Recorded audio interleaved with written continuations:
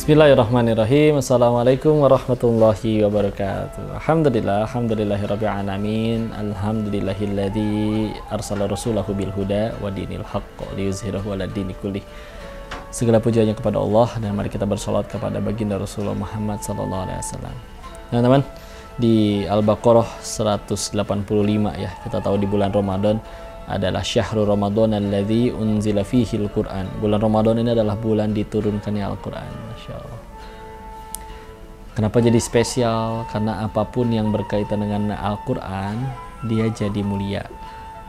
Bulan yang paling mulia Ramadan karena di dalamnya turun Al-Qur'an.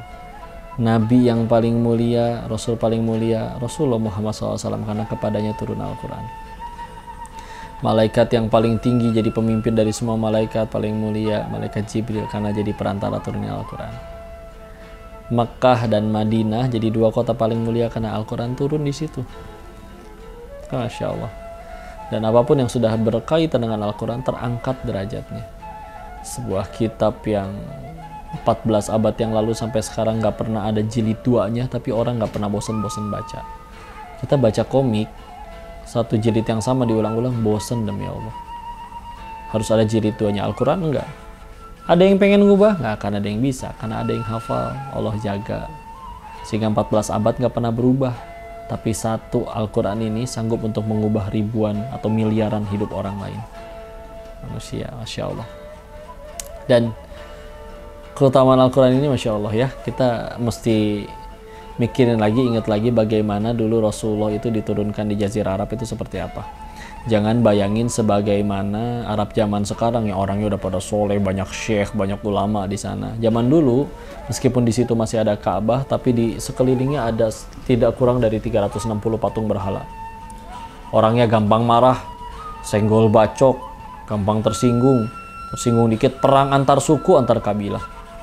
Wanita diperjualbelikan, bisa dijadiin kado, bahkan juga bisa ada perbudakan banyak, bahkan jadi asbabun nuzul turun surat At-Takwir ya, surat 81 ayat 9, ada ayat di situ Allah berfirman, bi ayyi dzambin qutilat, atas dosa apa saya ini dibunuh. Anak kecil bertanya nanti kepada Allah.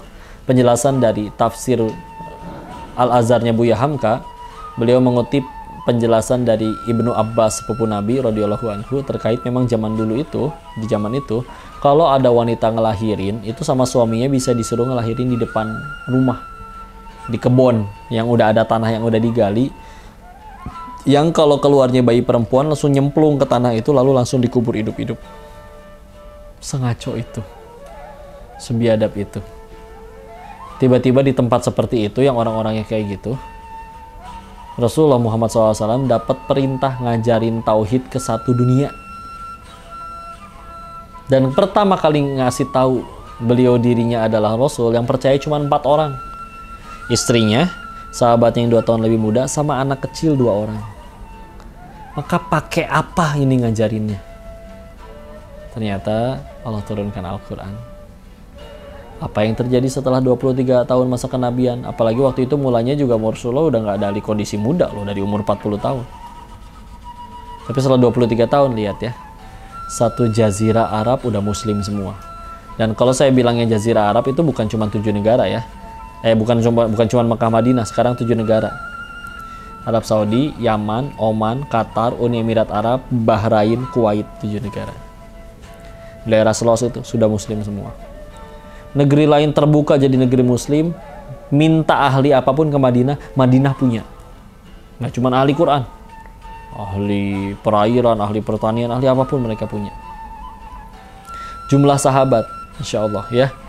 Karena dulu nggak ada sensus, jadi para imam itu berbeda pendapat. Termasuk contohnya Imam Suyuti atau Imam Abu Nuaim Al-Asfahani menyebutkan kalau kita rata-ratain ya, ini sekitar 120.000 sahabat.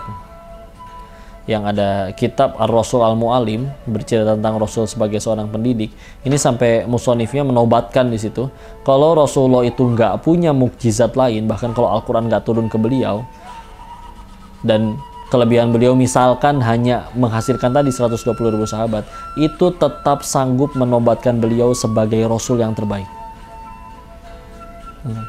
Karena mereka 120.000 ini bahkan dulunya ada yang raja perampok Jundub bin Junadah, lebih dikenal dengan nama Abu Dzar Al-Ghifari. Ada Umar bin Khattab dulunya pengen bunuh Nabi. Dulu mereka juga banyak yang suka minum khamr sebelum larangan khamr turun.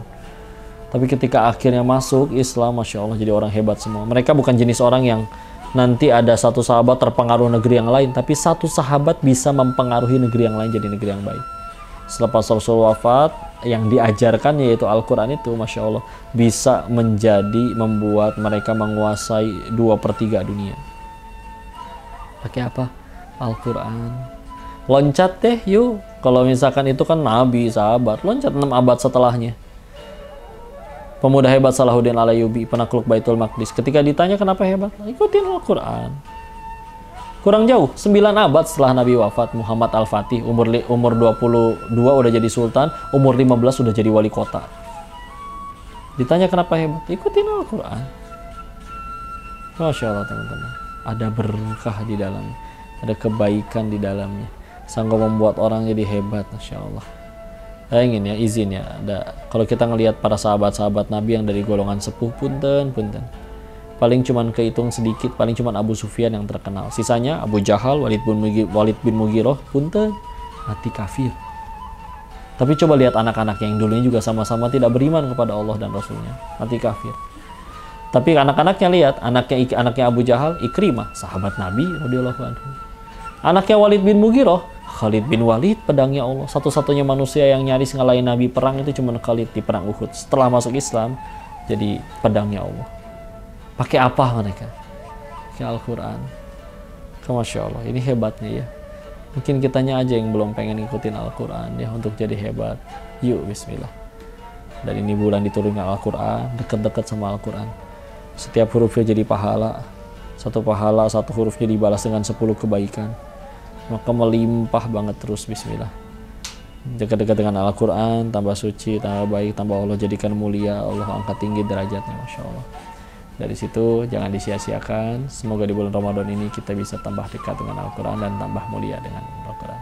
Barakallahu fikum, semoga bermanfaat. Assalamualaikum warahmatullahi wabarakatuh.